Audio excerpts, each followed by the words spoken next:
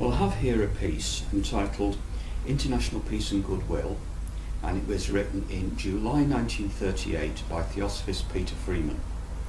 Now, Peter Freeman was the General Secretary of the Welsh National Society, the Theosophical Society.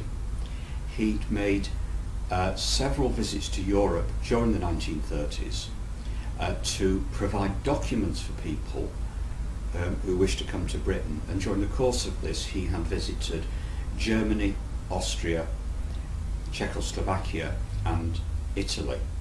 So he was well aware of the situation in these countries and must have been acutely aware of the possibility of war, and certainly more aware than most people would have been at that time thinking in this country, in Britain. And he included this piece in his annual report for the Welsh National Society. Now, he makes a reference to George Arundale's Campaign for Understanding. Now, George Arundale was the international president of the Adyar-based Theosophical Society from 1934 to 1945. And at that time, Theosophy in Wales was affiliated to Adyar. And he introduced a Campaign for Understanding at Geneva in 1936. In fact, I've covered this Campaign for Understanding in a separate YouTube post, and you'll find it's a Campaign for Understanding.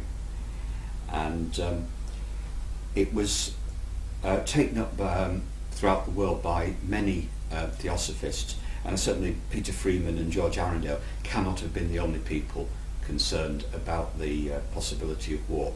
Anyway, this is International Peace and Goodwill. While the world stands terrified at the possibility of the extension of war, and no practical proposal for minimising the difficulties appears likely of immediate acceptance by the various countries concerned, the common sense proposal of our Dr. Arundale should appeal to every member of the Society, and it is hope to many others. The personal and direct use of the powers of will and direct thought for the solution of the problem along the lines suggested may prove a factor of greater importance than can be realised now, and may become the most practical move towards establishing world peace and brotherhood. We cordially support this call for active service, and many will cooperate in the scheme. Names and addresses of those participating, together with the time chosen, may be sent to the General Secretary for forwarding to Dr. Arundale, who desires to have a record of all who are helping in the work.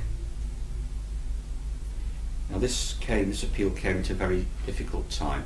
In July 38, the Germans had already annexed Austria, and the Munich crisis was only 2 months away in September, and there was serious unrest and conflict, tension.